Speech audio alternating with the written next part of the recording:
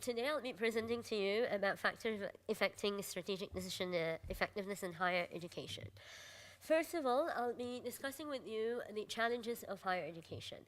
Higher education is facing tremendous challenges in relation to the dynamic changes that they're facing in the world. They are supposed to catch up with many actions that they are having in between. For instance, student enrollment, student demography, inconsistent funding, also implementing their own strategic plans. When I talk about implementing their own strategic plans, I'm talking about a certain extent of their own strategic plan. Not entire failure, but they are still not able to implement their 100% of their planning. Why should we do this research, and what should be done in order to resolve or tackle this issue? I'm sorry. After an extensive research from the existing literature, it was found that one way to resolve this issue is strategic decision-making process. To which extent this could help?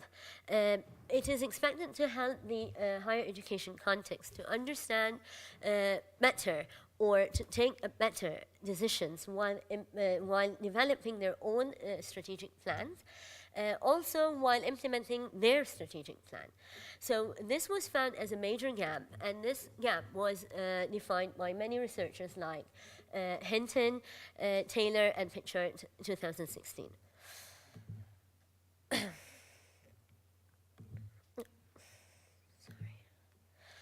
The gap in the literature, it was defined by many researchers that there is a lack of knowledge about the implementations, again, of the strategic decision-making process, not only implementing their own plans.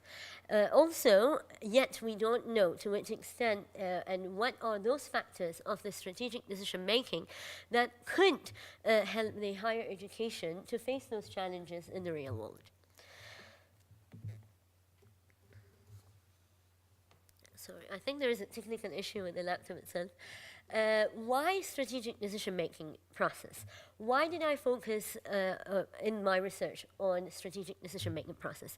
There are various research about strategic decision-making process.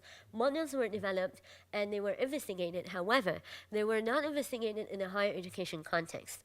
Therefore, however, there was a calls for papers in this regard, and therefore it was very important to focus on the decision-making process itself, which is supported by many researchers like Pitchard in 2016 itself.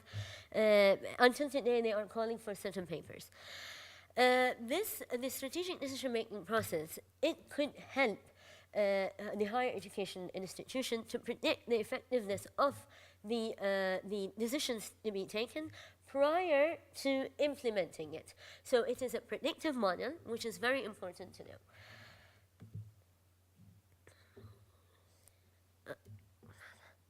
Okay, I won't take you through this entirely because of the time limit.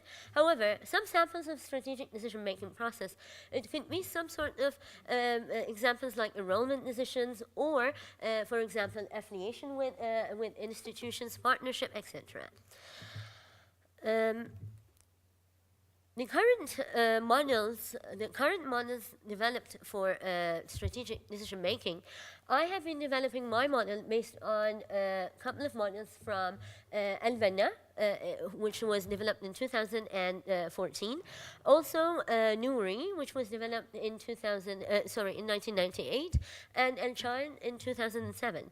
And they have all defined certain components of strategic decision-making, such as contextual factors, strategic decision process characteristics, and strategic decision process outcomes.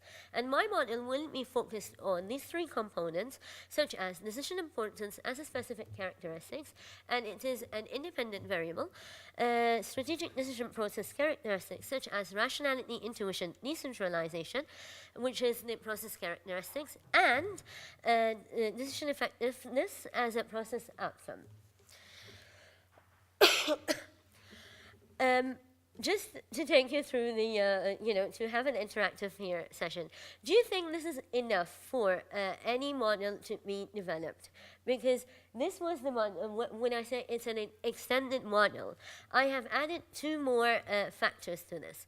So from your understanding, do you feel this is enough? Or do you feel that we need to add more, characteristics to the model?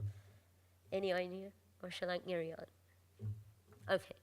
The thing is, from my previous symposium paper, I have presented my model without two components, which is the environmental factors. I'm including in this year in the internal environmental uncertainty and organizational performance, which is the internal factors that any higher education or any organization will face. For example, external environmental uncertainty, it could be any enforced regulation by the regulatory bodies on the higher education, and the internal organization performance could be any internal issues such as fundings, etc., to the organization. I'll carry on. The methodology that I have used a deductive approach, a quantitative method. I have collected almost 600 surveys from USA, from Washington, and the hypothesis was tested through regression analysis and path analysis using SEM. After testing the model, as you can see, after the path analysis, this is the model that I came with, that the decision importance is directly influencing rationality and decision effectiveness. Also, intuition. However, with regard to decentralization, it was found that there is no direct relationship, which was really, really surprising. When we talk about rationality and intuition and decentralization, I just have to, I'm really sorry, I think the slides is having an issue here because it skipped many slides. I'll just take you through it without the slides. Rationality means when we are having a serious decision, are we taking it through a rational, which is an evidence-based documentation? Intuition, which means, are we relying on certain intuitive thinking backgrounds when we are taking a decision? And decentralization, if we are giving the authority for lower management to give or to take a serious decision with regard to, or at a strategic level.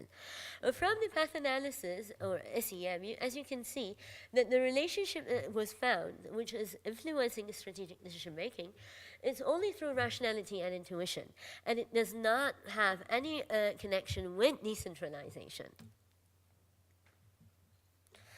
Which was really surprising, to be honest, because from the literature, there was a lot of calls that involvement should be given to members to give decisions or take decisions at a strategic level.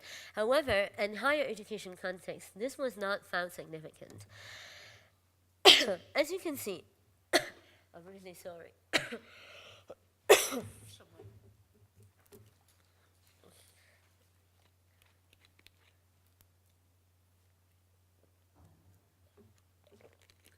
As you can see from the results, that decision importance really influenced by rationality in decision making, which is a mediating variable, and this was accepted again with intuition, and it was accepted as a mediating variable. Again, like I said, regarding intuition to rationality, to decision effectiveness, it was accepted, which is a dependent variable, which is again a mediating variable. And with regard to decentralization, unfortunately, there was no any significance. Again, regarding the moderation, which is the new concept here, of the external and internal environment, the only significant relationship was found between the rationality with the internal and external environment. There was no relationship between intuition or decentralization at all. So, which makes, in the practical world, if you think about it, When you are having a serious decision that needs to be taken, very important, by an external factor that needs to be taken, you may need to speed it up.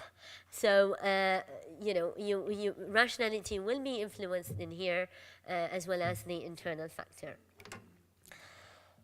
The contribution to knowledge here in this research is a strategic decision-making process was investigated, and the role of it was investigated in the context of HEI, which was never investigated previously in the HEI context.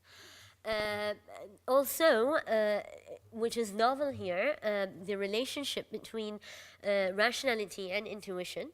There is, which is basically rationality and intuition is two contradicting variables, and it's two contradicting concepts. And it was found that they are both influencing strategic decision making. And for example, I'll give you an example. If we are taking a rational decision, let's say in relation to assessment, we really have to rely on summative assessment, which is a clear criteria of assessment.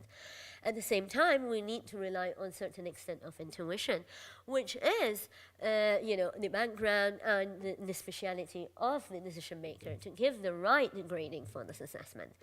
So this was the novelty of this research.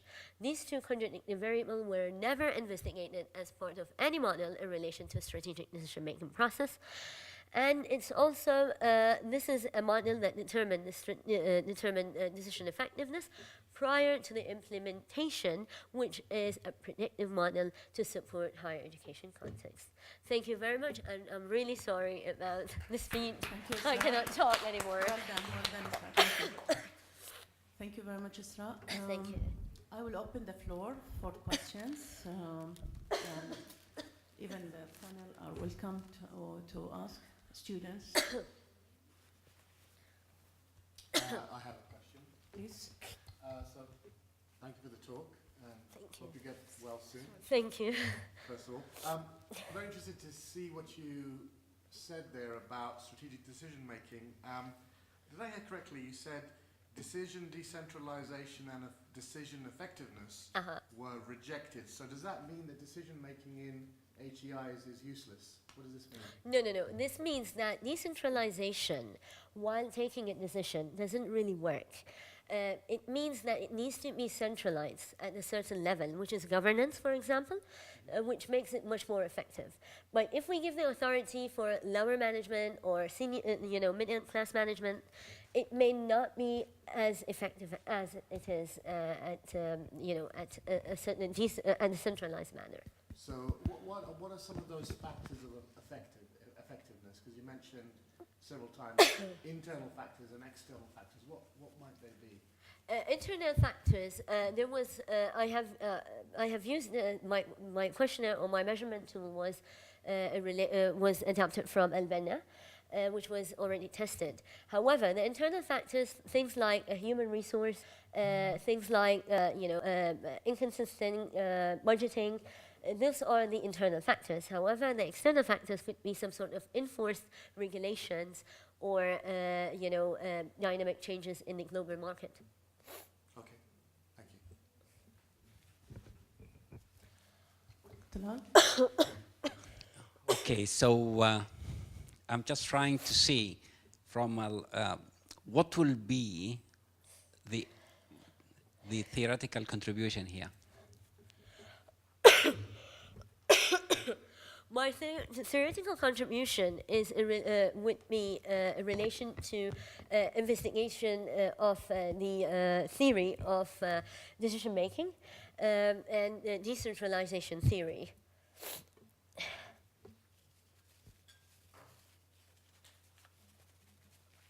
Any other? Dr. Dorothy. Thank you very much for the presentation. I really enjoyed it, and I hope Thank you get better soon. Thank you. My question was about the sample. So you mentioned that you collected 600 from US. So what are they? Are they universities, college, schools, or are they students? No, they're all universities, and they were from people who are decision makers, who have been involved in strategic decision making. People who are, holding positions like in the managerial positions like deans, chairpersons, also members of committees that they are supporting the strategic decision making. Well, if you actually collected data from them, I have to say well done to that. Thank because you. Doesn't sound very easy, and you have Yeah, to it do wasn't the easy. process. Well Yeah. done. Yeah. Thank you, thank you. Can And follow up on I this? just have to mention something. It's worth mentioning as well that I have collected it twice, I mean, in 2 consecutive rows, because at the beginning when I collected about 300, and there was an argument by Naidu about the decentralization. If we increase the sample size, it may work. So I was really, I wanted to be very solid with my investigation, so I have increased the sample size to 600. Mr. James? Interesting question.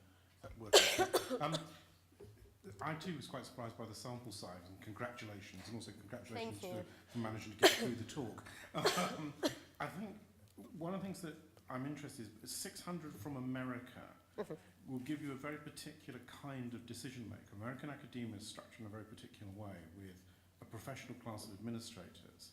So why did you do that rather than looking at, say, how it works here, how it works in a European country and then in America to give you a different kind of sense of decision making? Right. Unfortunately, while conducting my pilot in Bahrain in particular, you know, the culture and the sample size, I mean, the population size is not that large, and there is a lot of confidentiality that I cannot really collect certain data. So, I mean, in Europe, I was approaching Europe. However, I did not get many responses. So I had to discard those and then focus on America because there was a good communication. Okay.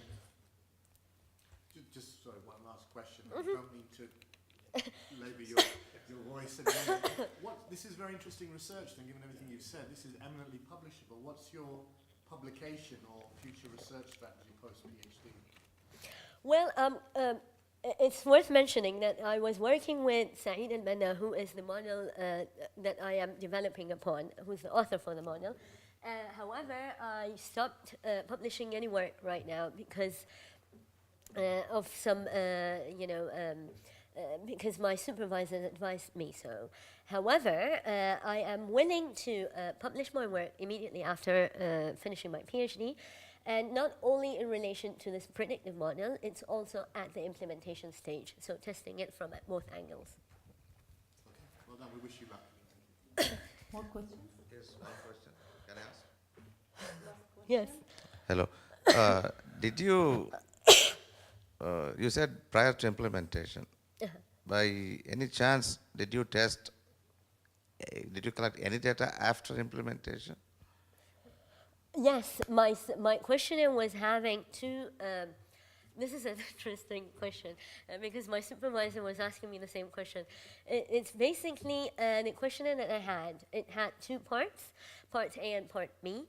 And part A was like what sort of strategic decisions were taken, and what were the objectives, and how effective it was. So yes. Last question. Can I ask? Yes. So, do we understand that this your contribution to knowledge and your model only will be applied in the US region and the US countries? No, absolutely Or it not. will be generalized for... Well, it is a model that gives a better understanding. Therefore, it will be given a better understanding to higher education context in general. So it cannot be, because it can be used for a better understanding by all higher education contexts. Let us thank Esra. Thank you, Esra, and get well soon. Thank you. I'm sorry for any shortages.